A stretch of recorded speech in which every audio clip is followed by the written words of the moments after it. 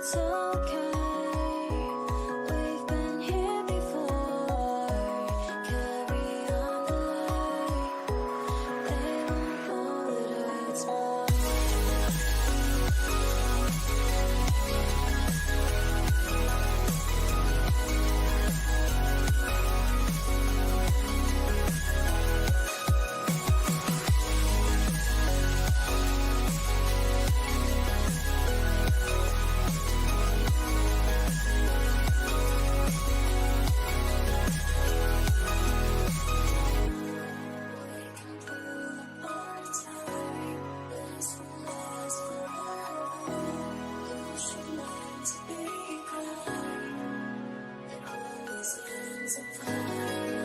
It's okay. We've been here before. Carry on the light. They won't know it hurts more.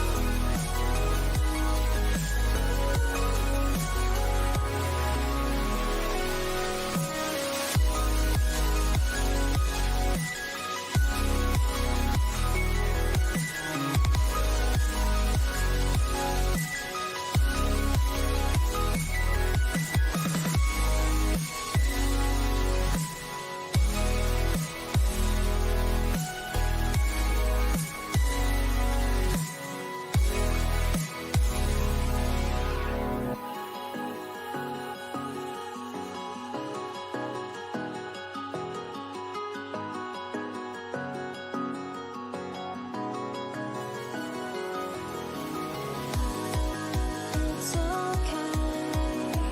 We've been here before. Carry on the light. They won't know it hurts more.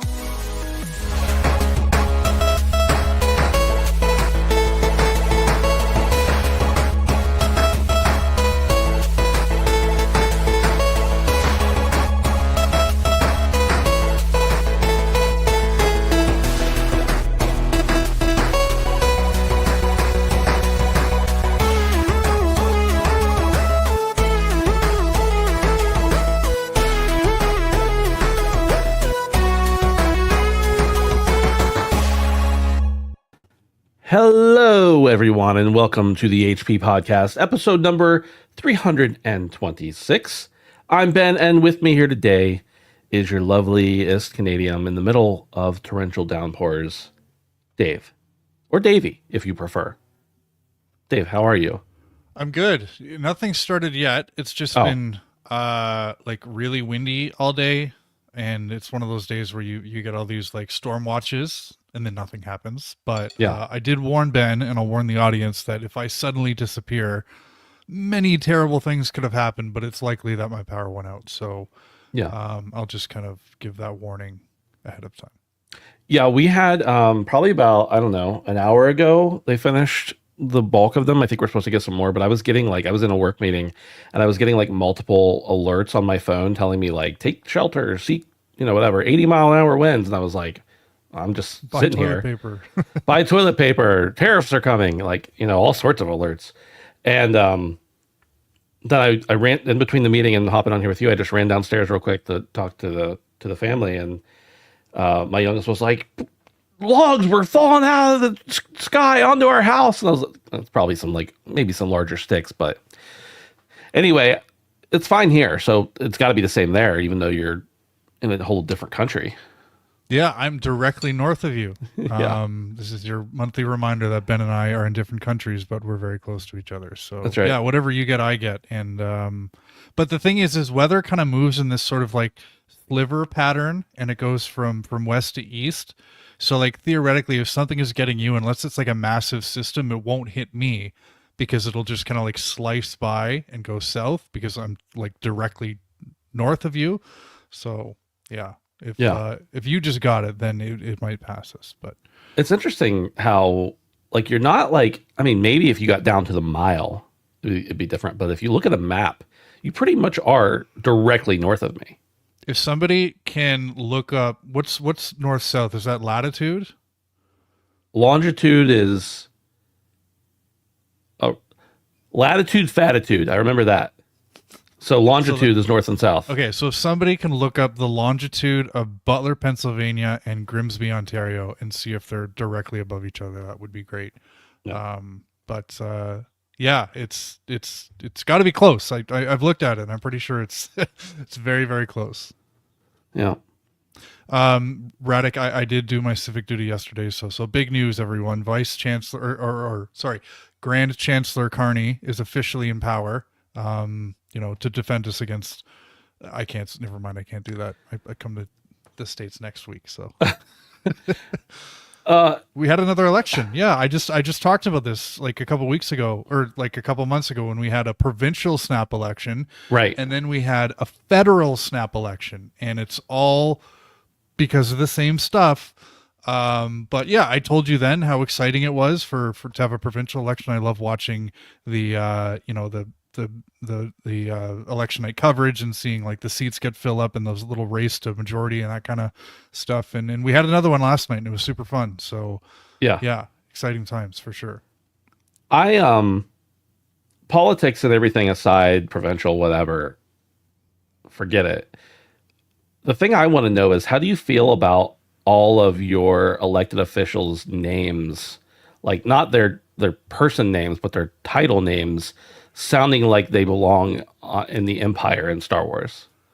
So like Prime Minister, Premier.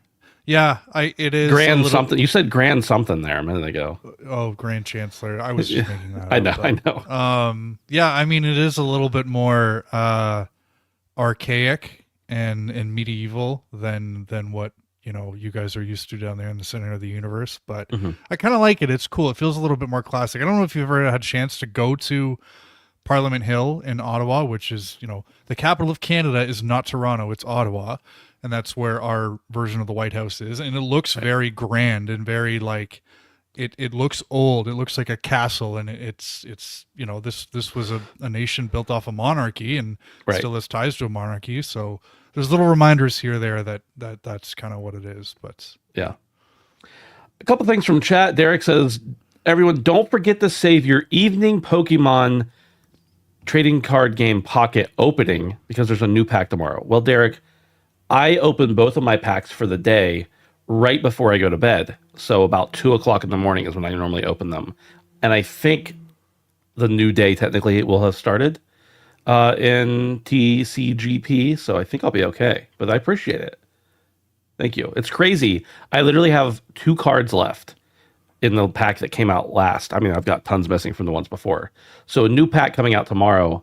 It's just a tad too early. I don't have quite enough to buy them, but it's okay. Benji responds and says 79.8953 west or degrees west for Butler. 79.5624 degrees west for Grimsby. So we're 0.33 degrees apart from each, or like longitudinally separate from each other. I have no idea what that means practically, like how many miles that is, but it's pretty dang close. I can tell you that much. Benji says 20 miles, or in the Queen's English, 37 kilometers. So okay. That's what, 30 minutes for you? Depends on how fast I'm going. Yeah, not far at all, Ben. So there you go. I am the top, and you are the bottom, almost directly. That's the term we're gonna go with. If that's what we got to do, that's what we got to do. We've gone now for 9 minutes of the show since we launched it. Not mentioned Brandon. Sorry, Brandon. Brandon, I think he announced it last week on the show. He started a new job, and he told us there may be some like weird scheduling stuff at the beginning here. So we're not really sure what that looks like yet, but Brandon's not here, we think, because of work. He texted us yesterday, was like, hey, I won't be able to make the show. And we just didn't, that's all we know. So Brandon's not here. For those of you just on audio waiting to listen to him speak finally, I'm sorry to disappoint you. He's not here this week. So enough suspense. But this is the HP podcast, where we sometimes talk about Grand Chancellors and video games. You can find us over on patreon.com/handsomephantom if you want to help support us. Actually, you can find us there even if you don't want to help support us. But we appreciate those of you who do support us for as little as $1 a month, less than a quarter an episode. We appreciate you very much, helping keep the lights on. If you're on audio, you get ad-free early access to the show. If you're not a patron or you're not on audio, you can always tune in live to the video on YouTube every Tuesday night at 7 o'clock Eastern Time. We appreciate those of you who are hanging out with us here live. You can also hang out with us in our Discord, where Edward Walton inadvertently spoils Clair Obscur story beats. Yeah, can we talk about that for a second? I meant to yell at people on Discord, and I didn't because I just decided to ignore messages. But if you guys are talking about Clair Obscur, a very story narrative-driven game, try to avoid stuff that maybe other people who are playing haven't reached yet. Can't believe I have to say that. There's literally a spoiler button that you can use to block out your text so just people who want to see it can see it. You guys are better than that. Been here a long time. Get it together. Yeah. Rant over. I'm like, I know I'm pretty sensitive to spoilers, so sometimes I'm like, okay, maybe that wasn't really a spoiler. But some of the stuff flying around, y'all know better. That's all I'm gonna say. Anyway, you can go to get spoiled. I'm just kidding. It wasn't that bad. handsomephantom.com/ I still don't want you to do it, but it wasn't that bad. handsomephantom.com/Discord and hang out with us there as well. I'm not reading Alex's last message. 2 messages actually. Sorry, Alex. Let's move on to the games. The game news. My gosh. If that happened, Alex, I think I would get swapped out because a ginger is a minority. But anyways. Well, yeah, so are Canadians, though, if you think about it. You can think about it in a lot of different ways. VG Charts says Indiana Jones, actually, they didn't say this, they just reported on it. Indiana Jones and the Great Circle was the best-selling game in the US following the PS5 launch. Okay, so first of all, VG Charts, get your shit together because this article starts with a typo. The word executive is W-executive. Okay, get it together. Executive director and video game industry analyst at Circana, Matt Piscatella, has revealed the PS5 version of Indiana Jones and the Great Circle boosted sales for the game to #1 in the US for the week ending in April 19. This is the first time the game topped the weekly charts. However, the game did launch in December 2024 for the Xbox Series and PC, as well as Xbox Game Pass for both platforms. Quote, Indiana Jones and the Great Circle was the best-selling video game in the U.S. during the week ending April 19th, following its PS5 launch, said Piscatella. They just repeated themselves. VG, we're not using this source anymore, Dave. They're dead to us. Piscatella added the overwhelming majority of the sales during the week were from the PS5 version, and it only launched on the 17th, so that was only 2 days of data. Dave, did you play Indiana Jones, first of all? I didn't. No. Okay. First of all, Indiana Jones. Do you like Indiana Jones? So I do, but the thing that got me was when I was watching some of the reviews, there was a lot of talk of stealth. Didn't really feel like playing a stealthy Dishonored-like game. Yeah. But I will later, and I'm sure I will play it at some point. I know you did, right? Yeah, it's phenomenal. It's really, really good. And I mean, I love Indiana Jones, so there's a little bit of like bias going into it that I'm probably going to love it. But I also feel like that makes me a harsher critic. Right. Potentially, because like I love the franchise. Anyway, it's a great game. But what do you think of the fact that it sold, like this is an Xbox game, first party, came out multiple months, almost 5 months previous on Xbox and Game Pass and PC and everything. But it didn't hit the charts, at least not this high, until it came out on PS5. And most of those sales were from PS5. What do you think that says? Yeah, I mean, it's pretty impressive for, as you mentioned, a game that's over 4 months old now. And I think we're starting to see Microsoft's strategy of deferring their releases onto Sony's ecosystem really start to pay off. It was a couple of weeks ago we talked about some of the AA releases that they seem to kind of pilot at first, like Pentiment and Grounded, and I don't really want to call Sea of Thieves a AA, but It was one of the first, and how, you know, their sales appeared to be a little bit soft. But, you know, when you look at them from a relative perspective, they sold pretty well for the size of games they were. When you kind of factor in the point that a lot of Indiana Jones's promotional costs, operational costs, development costs have already been realized, sunk, whatever, from a business standpoint, I feel like all of the additional revenue that Microsoft is generating on Sony's platform, even if Sony is taking a cut, it's almost like found money. Like they're kind of seeing like this I don't know what the term is, but when you kind of give something a second life, you give it like a second spike. So you get that initial spike of Game Pass subscribers, and let's say it's 100,000, and you know, 70% of them play Indiana Jones and then they end their subscription, but 30% stick around. And then you put the game on PlayStation 4 months later and you sell a lot of copies. You have to sell a lot of copies to make it to the top of the charts in the US. So like these like kind of double whammies that Microsoft is going through is starting to show that their formula, their strategy with all of the IP that they spent so much money on for so long is starting to work. And, you know, they have diversified somewhat. Like we're not seeing every single game from Microsoft portfolio launch day one on Game Pass and then have a delayed release onto Sony.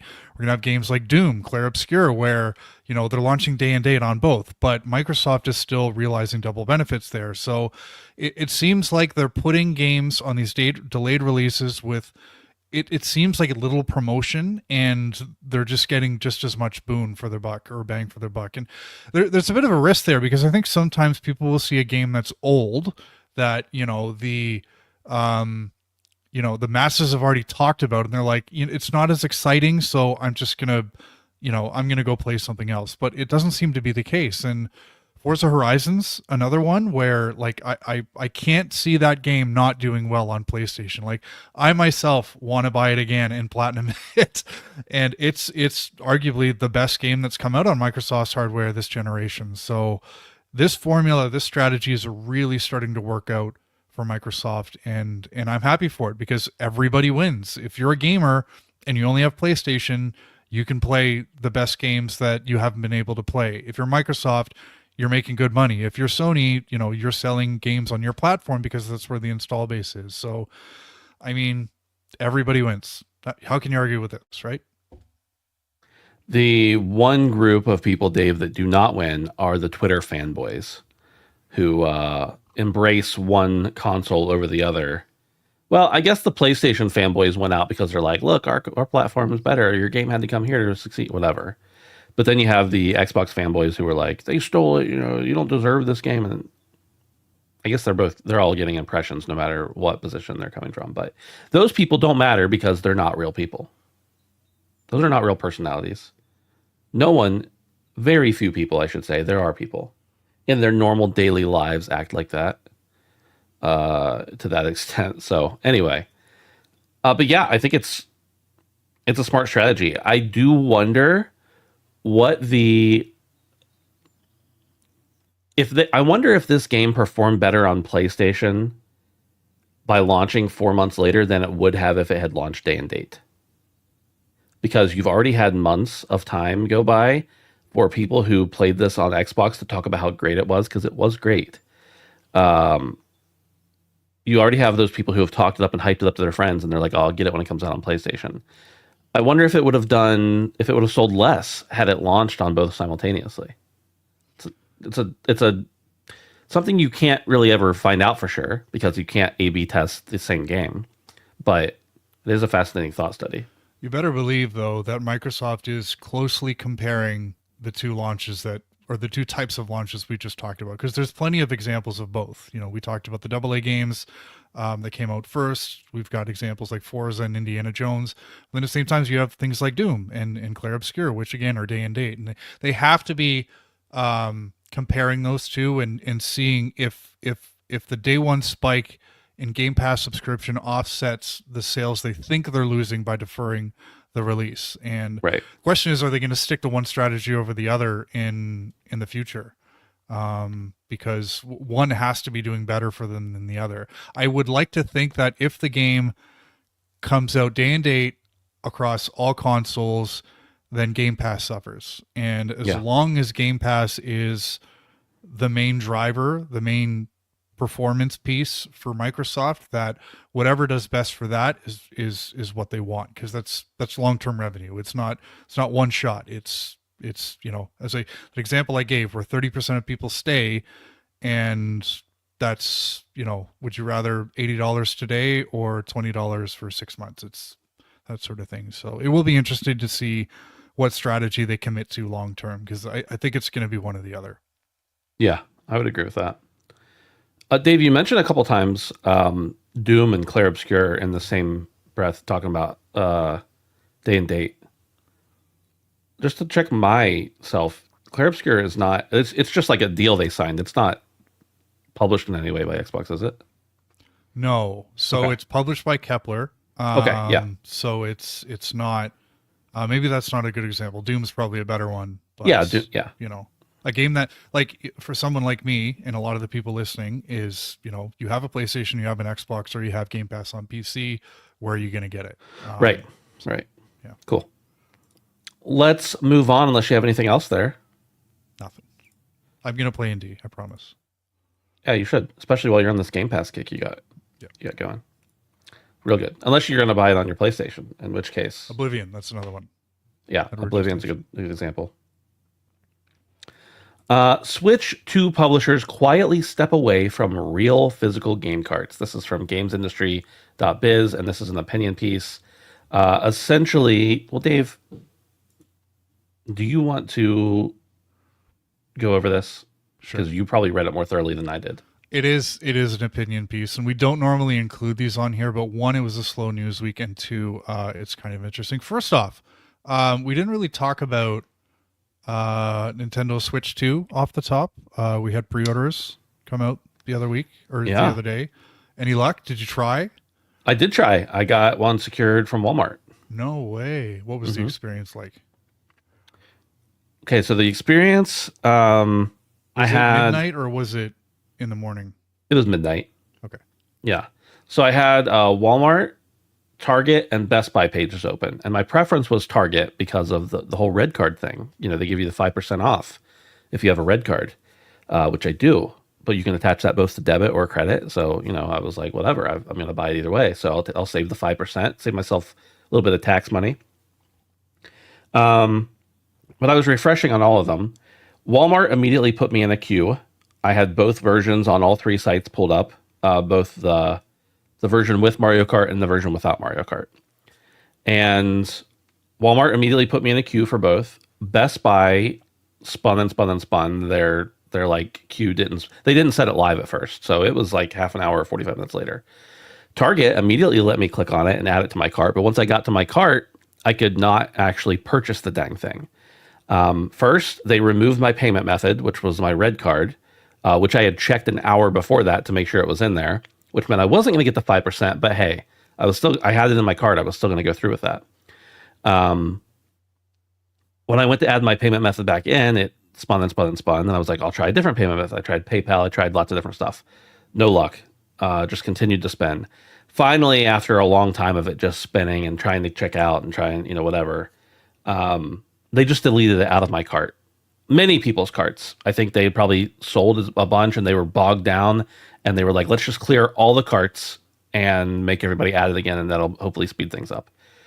At the same time that happened, I got through in the line on Walmart. I clicked purchase, I clicked pre-order, and I had it. Like it was good to go as soon as I got through that line. So that's where I ended up getting it from. I ended up sticking around on Best Buy's site once they did set it live. My friend Brad needed one, and I was trying to help him, but he ended up getting one on before I could get through for him. So that worked out. But yes, I got a pre-order. They did not cancel it so far. Confirmed. It's still showing up on Walmart's site. So I think I'm good to go. Sorry, you got the bundle or just the console? I got the bundle. Yeah. Yeah. I mean, I know it's a digital game, but my biggest thing for physical games, aside from like, oh, I want to have this forever, is always a lot of times physical is just cheaper. Yeah. It ends up being cheaper. So you save me $30 on a digital game, I'll buy it digitally. I don't mind. Especially a game I'm definitely gonna keep forever. So cool. Yeah, it was exciting. So I wasn't actively going for a console, but I was enjoying seeing the discourse online and in our Discord, and I tried to get into Walmart a couple times just to see if I could get one. And who knows, like if I was able to add something to my cart, if I would have Yeah. had a change of heart. But these days are exciting and they don't come very often. So cool, that's fun. Radic wants to know if I got a camera and a Pro controller. I did not get a camera. I have no use for it whatsoever that I know of. And the Pro controller, no, I may pick. Those seem like they're going to be more easily available. But either way, I have a Pro controller from the Switch 1, and I didn't really see a lot of benefit in the Switch 2 Pro controller comparatively. So I'm going to just try to use my Switch 1 Pro controller. And if I feel like I need to upgrade, then I'll buy the other one. But I didn't feel the need to pre-order it. Right. Well, this story kind of ties into that. And again, this is opinion piece. We don't normally talk about these, but I thought the timing was good. This comes from gamesindustry.biz. Switch 2 publishers quietly step away from real physical game cards. Skip ahead a little bit here. In the midst of the excitement over the pre-orders and nervous speculation about the impact of tariffs, something that has slid a little bit under the radar is a curious little wrinkle concerning a large swath of the third-party software being launched with the Switch 2. Quite a few of those games appeared in retail listings alongside the pre-orders, which revealed that many publishers have opted to ship their software using Nintendo's new game key cards rather than conventional game cartridges. The decision making on this seems a little arbitrary in places, with some games seemingly shipping on game key cards in certain territories and real cartridges in others, but the overwhelming trend among third-party publishers to be towards preferring game key cards. In Japan, for example, almost every third-party game announced thus far is launching as a game key card. In essence, what this means is that when you buy a physical Switch 2 game from a third-party publisher, you are most likely not going to get an actual game in the box. The game key card is a new idea Nintendo has introduced for this console, seemingly in response to complaints from publishers about the high cost of manufacturing cartridges for the original Switch. It looks like a conventional Switch 2 cart, and it looks like a conventional Switch 2 cart, and it plugs into the console in the same way, but it only stores a license key for the software, not a copy of the game itself. This is not news. It's an opinion piece. And we didn't really get into the opinion part there, but I think the one thing I wanted to highlight was kind of the point of view of the third-party publisher, where, you're charging the same price for a game that you are in a digital storefront, and you're taking a hit for all the money that you have to spend to produce that cart and not making any more to compensate for that cost. Because there's a lot that goes into it. There's the production, there's the art, there's the distribution, supply chain stuff. There's a lot that goes into that. So, Ben, if you were going to purchase a third-party game for your Switch where you know that the card is just a game key, would that have the possibility to sway you towards a digital purchase, or do you still want that physical? Yeah, I mean, part of the reason I like physical is literally just because I display like my game boxes, right? So like having a cool collection of games is cool. It's like part of my office's aesthetic. Like that's part of why I do it. But the other part is purely practical for me. And it does have a little bit to do with like the fact that I can always have that game, that as long as it doesn't get destroyed by rain or flood or whatever. Then there's another part that's like, well, I don't, if this goes offline or whatever, I don't want to not have it anymore. But when it comes to the idea that literally this is only a key to unlock the game, if it weren't for the aesthetic part, which it really isn't at that point for me, if it becomes, bird in hand, horse two in a bush, that was the wrong expression, but you get what I mean. If it becomes like I'm just buying a digital game and it's going to be extra irritating for me to have to put the cartridge in if I want to play it, then I don't know. I think I go with digital almost every time. I think the differences are games that I want to maybe loan to a friend, or I would say sell back or trade in, but I don't do that really. So for me, it's like, well, then just buy it digitally. If I'm just buying the license to play it digitally, just buy it digitally. And especially now that Nintendo has the thing where they're going to let you be able to actually share games with friends digitally, there's even less of a reason to have it physically. And honestly, I think that's probably part of what they're pushing for. Like they're trying to make it easier or more desirable to actually have it that way. Now, I do know that it's really hard, and it has been historically for Nintendo consoles to, I shouldn't say hard, but expensive. Used to, they really gate kept the who got to be able to have a cartridge for the old cartridge based systems. And then moving into the disc era, there was a little bit less discernment, but with the new cartridges for the Switch and the Switch 2, they're more limited and they're more exclusive on who can actually print on one of them. And then on top of that, it's not just all those other costs you mentioned, but they do have to pay for the cards themselves, of course. I mean, you have to pay for a Blu-ray if you go on PlayStation or whatever, but they're even a little bit different than that. So I don't really understand the convenience factor of this or anything other than the fact, sorry, I don't think it's more convenient to have a digital key card. I don't think any of it makes practical sense, except for the fact that theoretically, if you can sell your digital key or your key for a digital copy back to GameStop or another store like that, if traded in, maybe there's a little bit more of a incentive for people to get that. Because normally, if you buy a $60 game on a Switch digitally, you just have it. Whereas if you have the card that contains the key, maybe GameStop will give you $20 for it a year down the road.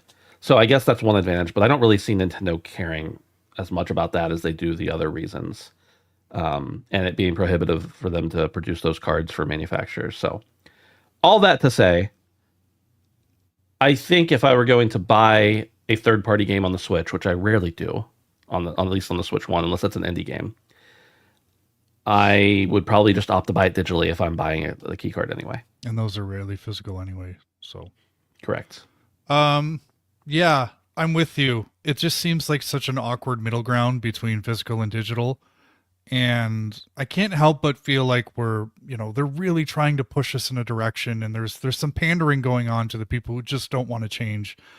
But I don't know. I think about the reaction to the price of the Switch 2, and I can't help but see an opportunity for Nintendo to come out with an all digital Switch 2 that's a little bit cheaper, that people might find to be a more attractive option. And I haven't seen the metrics on this, but I have to imagine that the vast majority of people across all consoles are making the majority of their purchases digitally these days. So, Sony's seeing that, Microsoft is seeing that, Nintendo is seeing that.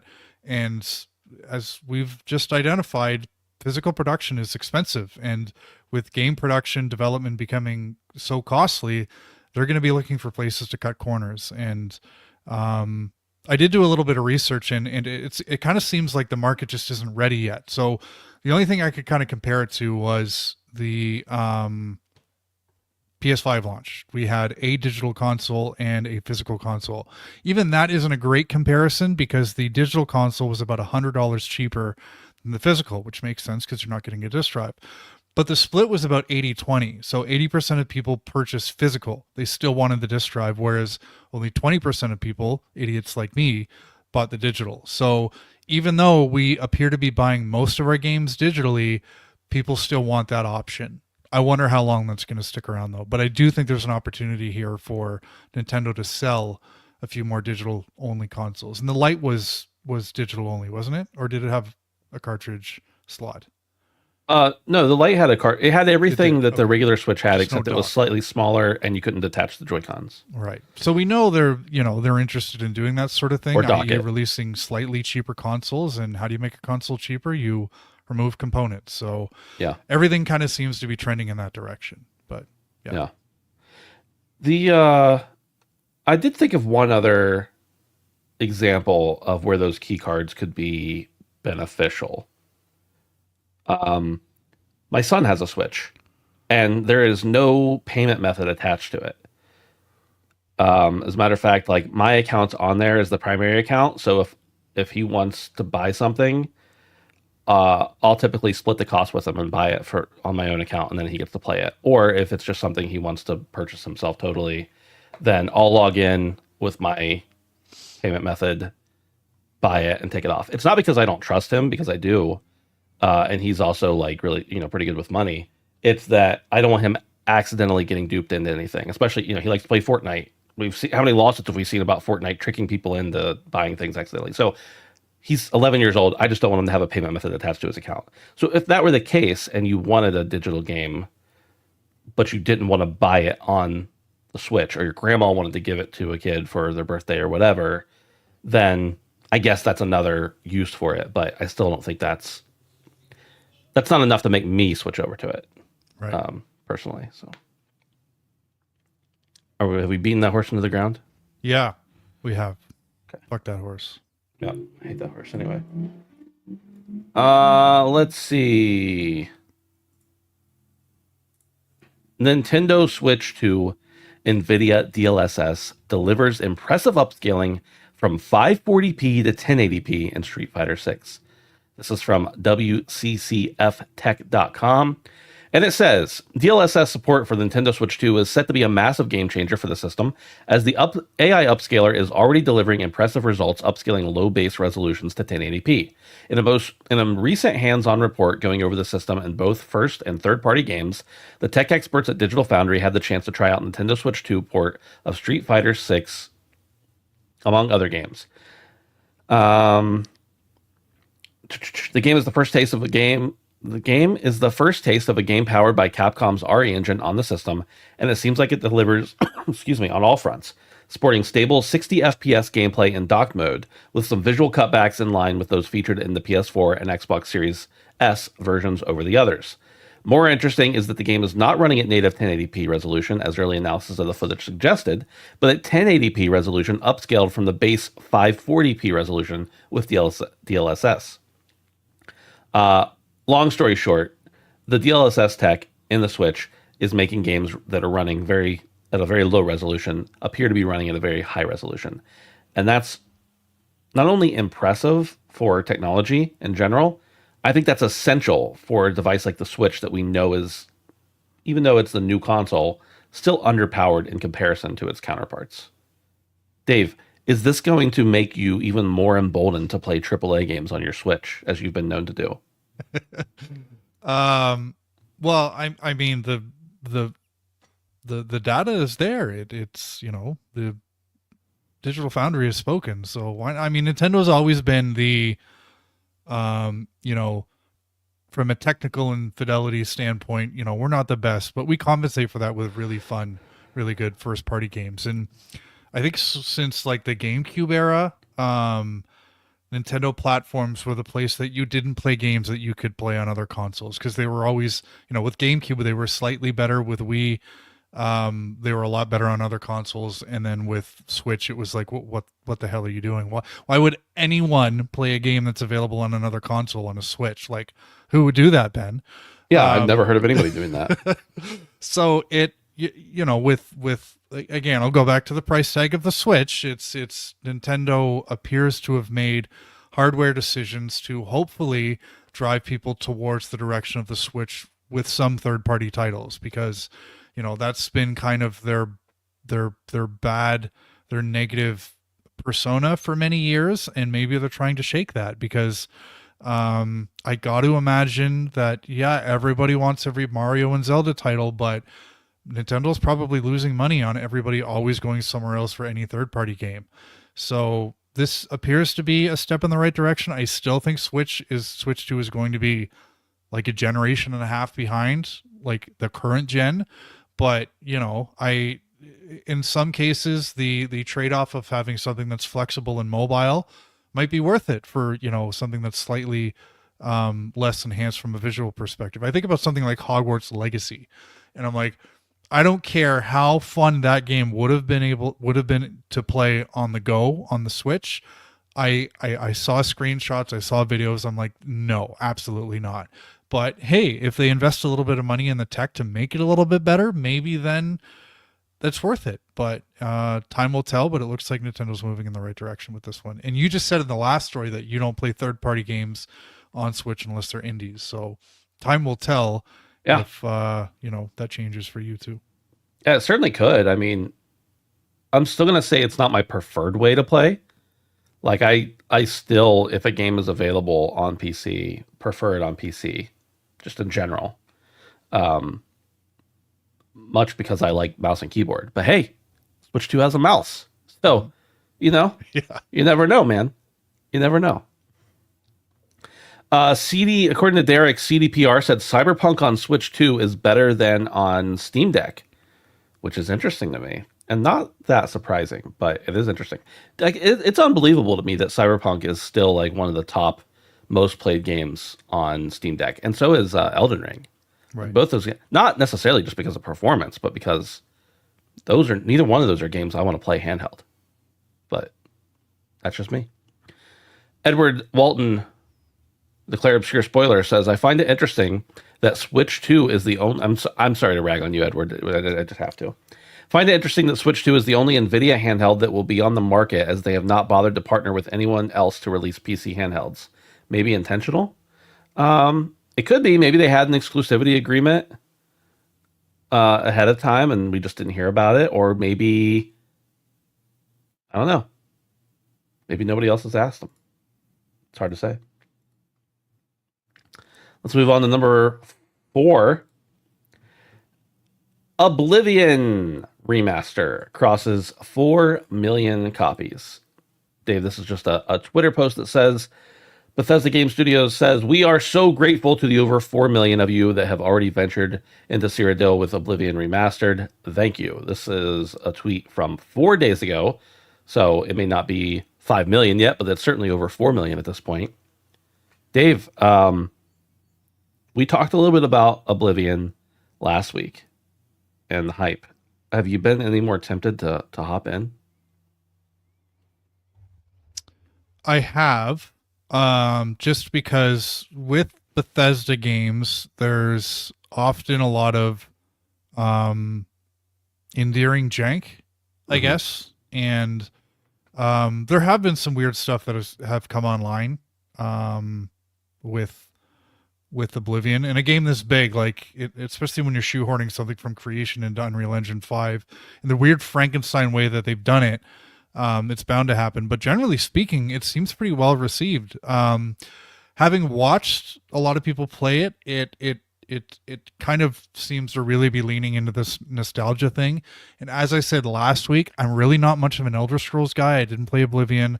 I played a little bit of Skyrim, played quite a bit of online, but I just don't know if it would do it for me. And I'm playing Avowed at the moment, and yeah, there's just other stuff that's taking my time. But I think it's a case study. It's very interesting because I don't know if we've seen a remaster / remake being done in this fashion before, where, you know, as I just mentioned, you're kind of taking the bones of an old game and you're putting it into a new engine, and it's kind of a bit of both. Remaster / remake. It looks great, and it deserves every copy it's sold. And I do wonder, like, nostalgia is a moving target. It you know, the games that we were remaking a few years back, you know, we need to kind of move ahead, and we're slowly getting into a time where the games that we're going to want remade they're getting a lot bigger and they're getting a lot more ambitious. So like remaking Resident Evil 2 is a lot different than remaking Oblivion. So I think publishers are probably looking at this and being like, okay, Bethesda and Virtuos found a pretty ingenious way to remake a game that didn't cost them a whole lot of money, predictably, and is being received really, really well. And I think they're probably drooling at that idea that, you know, we have a whole back catalog of games that we can remake, but they're just so big. So how do we do it in a cost-effective manner? Because these remakes are risky, you know. It's there's no guarantee that people are going to flock back and you know, purchase these games outright. So I think it's an interesting case study, and I think a lot of people are paying attention to the approach that Bethesda took with this. And we could be seeing some really big and really cool old games get revived in a similar manner. So I don't know. Did you end up checking it out? No, I still haven't. I knew I wanted to save this one for after the other things like Clair Obscur that I wanted to play. So I'll get to it eventually. I don't know if I'll play the whole way through it. I've played this game more than once over the last 20 years. So, you know, I'm not like super, I gotta play it, but also I do love it. So why not? The thing I'm curious about, Dave, why did they launch this game when they did? It was a shadow drop, even though everybody knew it was coming. And it's got some jank in it, some bugs, which you would expect from a new Bethesda game, but a Bethesda game that's 20 years old that they didn't have a specific release date timeline for. Why would they drop it on top of their biggest Game Pass get, third party Game Pass get of the year? I imagine they did not pay nothing to Clair Obscur for the rights to have that on Game Pass. So why potentially cost yourselves any customers when you have potentially your biggest third party get for your biggest service in the same week? I don't understand it. And Doom in 2 weeks. Like it's Yeah. it's kind of a crowded time, and as good as this looks for Game Pass and Microsoft at the moment, what is it going to look like in June and July? And I mentioned it last week. Like I don't know off the top of my head what Microsoft big titles are in the summer, but like why couldn't this have waited, or why couldn't you have pushed Clair Obscur for this? And luckily we're about to talk about it in a minute, but Clair Obscur has been received really, really well. But what if it wasn't? What if this actually overshadowed what could be one of the best games to come out this year because release dates just weren't picked properly? And I feel like Oblivion would have been the perfect sort of shoehorn game just to hold people over until the holiday. So I totally agree with you. We just started the fiscal year. Maybe it's an earnings thing. Maybe it's a front loading thing. I don't know what it is, but you can't ignore the fact that you have Oblivion, Clair Obscur, and Doom. And I don't think Clair Obscur was like a Helldivers type surprise for Microsoft. I think they knew what they had. They put a lot of money into promoting this game, and so they can't use that excuse. But I don't know. Maybe it's something about loading up April to kind of benefit for the rest of the year. But it is weird. I agree with you. There is also the potential, although I don't want to give them this much credit, even though I like Microsoft, I don't know that I always agree with their marketing methods. There is the potential that they were like, okay, we've got a big investment coming up. We need to make sure people are already in Game Pass. Let's go ahead and just drop Oblivion. I mean, I'm sure they planned the date months ago, don't get me wrong, but let's go ahead and just drop Oblivion. We'll get people who aren't subscribed in the door, people who are subscribed and haven't checked in a while to look.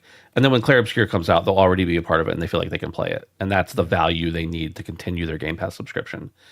Again, I don't want to, it's not that I don't want to give them that credit. I just don't believe that's the reason, but you could see it being a reason, I suppose. Right. Yeah. And I mean, we know they like their shadow drops. We have Summer Game Show Fest. There's their Xbox Game Showcase coming in June. So you're right. There could be something that we don't know about. There could be. Something that a lot of us didn't know about until last week is how many copies Clair Obscur was going to sell. Could I connect those two things well enough? Was that a good transition, Dave? Okay, thank you. Let's just move on. Thank you for the validation. Clair Obscur's Twitter account tweets, and here we are 3 days after launch, 1 million copies sold. This was 2 days ago. Says, thank you for believing in Clair Obscur Expedition 33. We're going to move right into what we've been playing, but while we're on this very specific point, Dave, I want to point out, they clarified elsewhere, they've sold 1 million copies. This is not 1 million people have played. Mm-hmm. For a 30-person studio, with the help of some support studios, of course, Sandfall Games, got to be pretty exciting, I would imagine. 30-person French studio. So that's a lot of naps, and they churned out something pretty cool. That's new IP, small studio. It's a game with a weird premise. It's an eccentric aesthetic, and kind of, I would argue a niche gameplay genre in turn-based combat. And, that's a lot kind of working against you in a market that kind of favors things a little bit more safe. So good for them. I mean, this is an incredible story, and I think it's safe to say that we have an early Game of the Year contender on our hands. So I don't know. I kind of mentioned that this was heavily marketed by Microsoft in in the game showcase from June last year. That's when it was revealed, and then it was shown again after in another Xbox game showcase. This was a big piece for Game Pass. This wasn't just something they shoehorned into one of their showcases, but this is something that Microsoft wanted to kind of headline with their Game Pass offering. So good for them. And I also think it's probably time to have a closer look at Kepler Interactive. We talk a lot about Annapurna and Devolver and these kind of smaller publishers, but I just kind of looked through their catalog. Sifu, Pacific Drive, Bionic Bay, which just came out, Cat motherfucking Quest. Yep. Kepler's putting out publishing some pretty good games. So yeah, this is Ultros. Fantastic. Don't forget about Ultros, yeah, that's another one. So yeah, I mean, we talked about this in the lead up to Clair Obscur. I think, we were excited for it. A lot of people in our Discord were excited for it, but to see it explode like this is pretty awesome. So I'm very happy for this team, and I'm very happy that a lot of people are playing this, despite some things that might turn the general masses off. So yeah, good for them. Kepler is partially owned by NetEase. Okay. Just as a heads up, that's fine, but we have a lot to say about NetEase and Chinese gaming companies. So I just wanted to say that is a thing. Which, hey, if it's a good game, it's a good game. Dave, they did publish Scorn though, so I don't know. That may be the only strike against them so far. Dave, Edward said the exact same thing that I was just about to say. He said, awkward, these are ex-Ubisoft devs, which raises the question, WTF is Ubisoft doing over there? A lot of these devs, maybe even most of them, came from Ubisoft that form Sandfall. I'm not going to say this is an uber unique game or it's doing things unlike any other game, but so far that I've played of this game, which we'll talk about in a minute, this is a very solid game. And it's innovative in a lot of ways. And we haven't seen a lot of that from Ubisoft lately. So makes me wonder, what's going on over there. Mm-hmm. I think that's one of the things. But let's get into what we're excited to talk about. Well, we're excited to talk about it all, but what have we been playing? And the only thing both of us have on our list is Clair Obscur. Dave, why don't you kick it off? Start talking about this game. Sure. I'll just hop in when it makes sense. Clair Obscur, I'm a little annoyed because I think it was the story trailer. It wasn't the first time I'd seen this game, but I think it was the second time that I saw the story trailer for Clair Obscur that hooked me and got me thinking, okay, I know this is turn-based strategy. This is not a type of game I normally kind of gravitate to, but the story trailer really kind of got its hooks into me. And somebody I think it was Benji in our Discord was saying they did such an amazing job with the prologue and just getting the game to sink its teeth into you. And the reason why I was annoyed at that trailer is because the same trailer that hooked me on the game is the one that kind of spoiled the prologue for me. Like, I really wish I came into that fresh because it's such a unique story setup. I'm playing the game and I'm like, this is based off a book, right? Like there's a movie or something. Like, this can't just be an original story. Like it's generally, we're so used to things being derivative in video games, and this is anything but that. And it's just such an engrossing and emotional and dramatic sort of hook that gets you into the game. And it just kind of, it doesn't really die down. So full disclosure, I'm only in Act 1. I think, Ben, you're a little bit ahead of me, but we're still fairly early days in this game. We've got a lot of people on our Discord spoiling stuff who are further in the game. And it appears as though, the story doesn't unintentionally, really in fairness, unintentionally. So it's not like it starts out with a bang and it kind of fizzles out. Like, this is, you're really kind of, the experience lasts in a really profound way. And I'm loving it. It's great. As I said, this is not normally a genre game that I'm into. I think the last game I played like this was Persona 5. And in Clair Obscur, you don't have to hit on high school children, so I like this a little bit better. But it's I don't know. I I think with turn-based strategy, I often just feel like I'm kind of reactionary with video games. I just want to, my smooth brain just wants to hit the button and see the action happen. Whereas with turn-based, you have to be a little bit more strategic, and you have to think a few moves ahead, and you have to think about your gear and stuff like that. And I have no problem uh turning the difficulty in this game down, because I just want to see what happens in the story. But to this point I haven't had to, because it's fairly intuitive, and it's somewhat action, almost rhythm based, with the dodging system and the parrying and the jumping. So I don't know. I think I'm having a really good time with the gameplay, despite my reservations on this. And it's there aren't too many characters that are being thrown at you, and you're finding little pieces of lore. Like, you just really need to like know what exactly happened. Like, I'm 5, 6, 7 hours in, and I'm still like trying to figure out, like, where am I and what is happening with the rest of the world and all that kind of stuff. So yes, Ed, it clicks for me. So I wish I had more time to play it.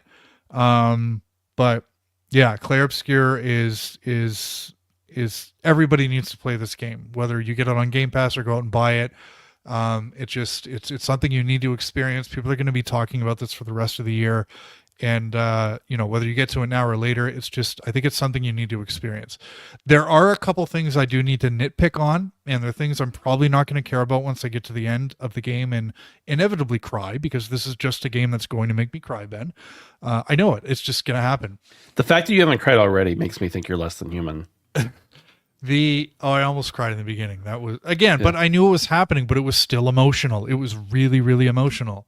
Dave, I gotta butt in and say, one of the awesome things that I started doing years ago, I didn't know it was awesome at the time, but I intentionally started doing it, was if I watch one thing about a game, like the initial reveal trailer or whatever, and I'm interested, I just don't look at anything else. I go on blackout. And it's not great for someone who both works in games and also talks about games on a podcast. But I'll tell you, it's rewarding, because, again, no spoilers, I had zero idea of the plot setup of this game. When I say zero, I mean like 2% of an idea. I knew there was an expedition, right? And there was some evil that you had to defeat, and that it was somewhat turn-based. But I was so happy I was able to go in blind, because I did not see anything coming from the very beginning. And it's amazing how the opening, I don't know, half hour, 45 minutes of that game, you experience so little of those characters' time. Like, you're with them for so little time. And by the 45 minutes in, by the end of the prologue, you're so invested. And the circumstances that unfold are just like devastating to you. I guess maybe that's a little bit of a spoiler, but yeah, sorry. It's just like sad away, because they're all so used to it. I'm not going to spoiler anything, but like, if you played, you know what I'm talking about. And you have conversations with NPCs, and then, something happens and you're like, they're so numb to this. And it's just like, it's painful to watch, because they've seen it happen so many times. So yeah, 100%. The train is really loud tonight. Yeah. I don't know if you can tell, but it's really loud tonight. I guess I'll quickly yeah, so there's it's all good. Yeah. Yeah. There's just two things that are I've gotten lost a couple times. This is a game where small environments, semi-linear and maybe a little bit too semi. Granted, I'm in an area right now which I think is supposed to be kind of a maze. It's supposed to be difficult to find what you're looking for. But I have spent too much time just kind of going around in circles. And but even in the previous area, I got lost a couple times, because, if you go off the beaten path, you're going to find something that's really, really cool, and it's going to be useful to you, and it's going to help you level up. But it's gotten to a point a couple times where I'm like, this is getting frustrating. But again, it's a small little nitpicky thing. The other thing is, there's some platforming in this game, and most of the time it's okay, but it does feel kind of awkward in a game like this. and I've seen some stuff online, and I know it gets a little bit more involved as you move through the game. It appears to be mostly optional stuff, but in any case, it's I don't know, something, the responsiveness is a little bit off, but other than those two things, I'm having a great time with this, and I just want to play it. I'm also playing it on Series S, which is the worst place to play it. Yeah, it's a bit like watching Avatar on a plane. Like, it's just, but even with that said, even at low frame rate, lots of pop in, that kind of stuff, I don't care, because everything's just so beautiful. It's got amazing art direction, and the color palette is, it's like an explosion for your eyes, and it's ever changing. So yeah, I'll stop talking and I'll let you kind of go on now. No, it's good. It's good. Yeah, unlike you, I am a bigger, I'm a bigger turn-based fan than you are. Now, if you're talking about like getting super in depth to really super grindy RPGs that are turn-based, then I'm not the biggest fan of, or at least I'm less of a fan of it than some. But I definitely like turn-based as a gameplay style more. And the thing I love about this is that even though it is turn-based, there's so much of the game that is just fluid movement. And you even mentioned some platforming, which in a lot of turn-based games, you don't really get that kind of thing. One, because many turn-based games, even brand new ones, are 2D, or, you know, at least in a style that doesn't really allow for that, or build that into it. And so it's got kind of like a mix of gameplay styles that's really cool.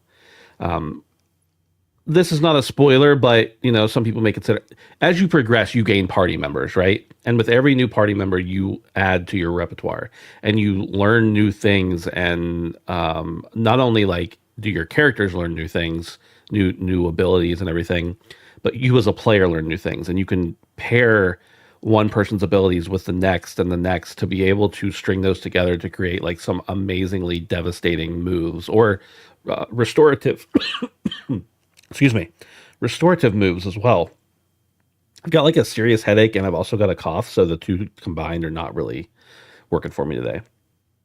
But just the fact that you can string those things together and create these amazing combos and everything, and it's awesome. I also love the fact that, like, on the top left of your screen, it shows you the order of who's going to go next, and you can actually impact that to some extent with different stats and moves that you can perform, to make it so that your character goes a little faster, or that they perform more often, or that they, with certain types of skills, can stop the enemy from taking their turn, etc. So, like, the gameplay mechanics themselves are really cool, and the exploration is huge. I agree that there are a few spots where I've gotten kind of lost or turned around, but I fully know that that's my fault, because as long as I can remember, anytime there was a game where I could explore every nook and cranny, I would, and I do.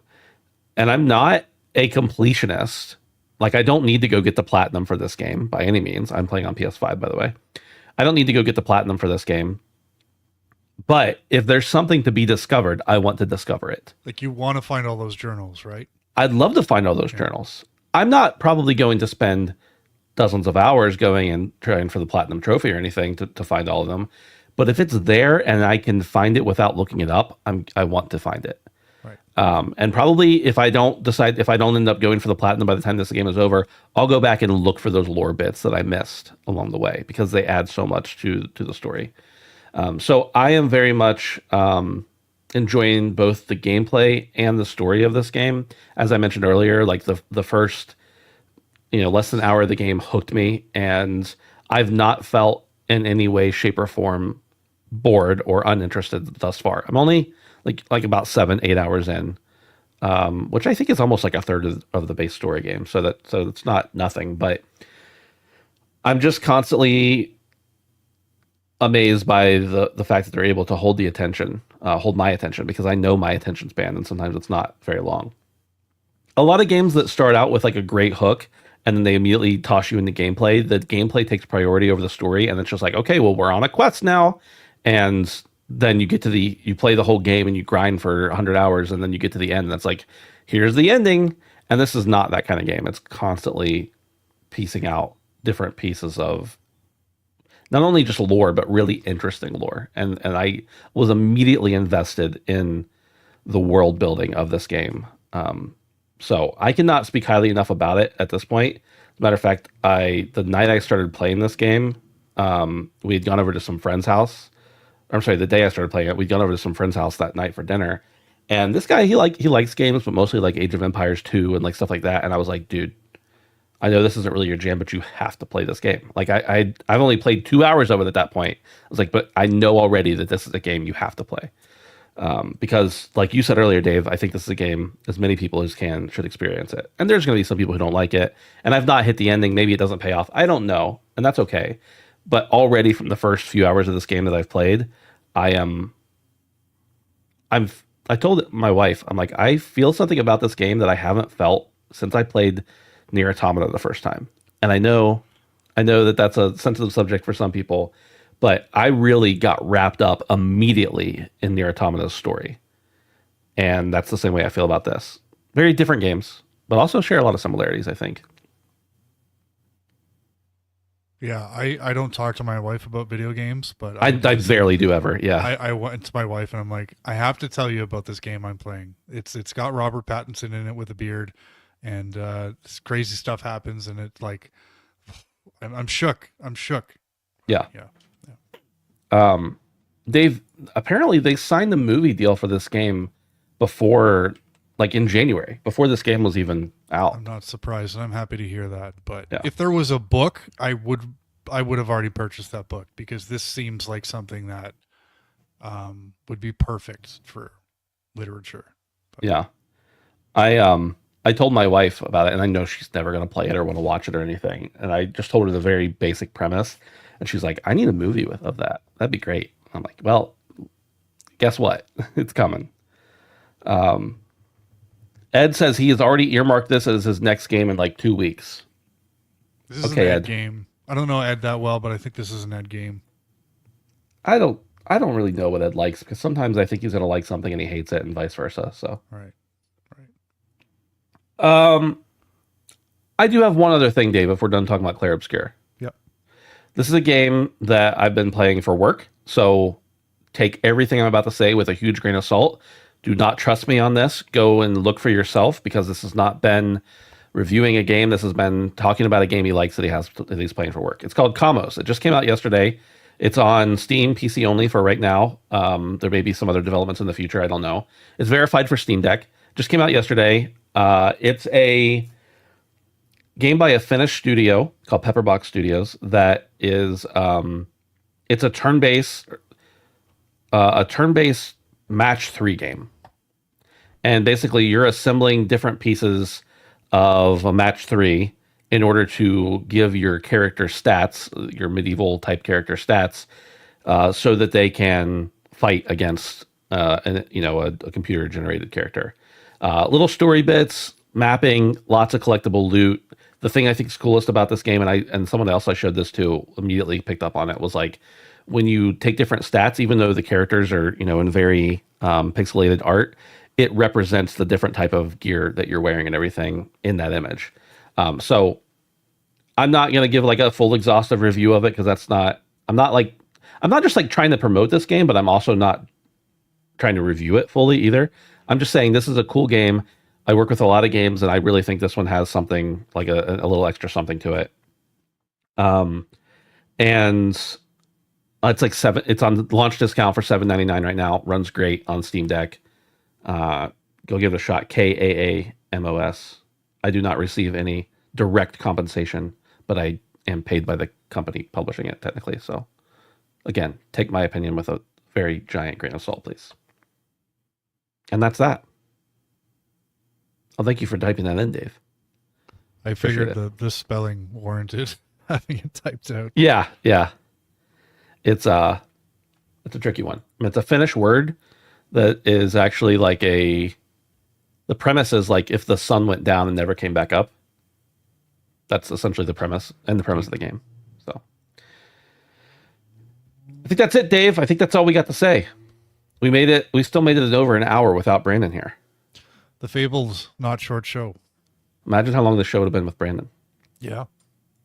Don't forget to check us out at patreon.com/handsomefandom. We appreciate everybody who can hang out with us there whenever you want for $1 or more a month. head over to Discord, where you can definitely hang out with us whenever you want. handsofphantom.com/Discord. We appreciate having everybody there all the time. That's it for me. That's it for Dave. I think we're out of here. What are you doing now, Dave? What are you going to do next? I'm going to watch the hockey game. Nice. All right, let's go then. We got to go fast. Good night.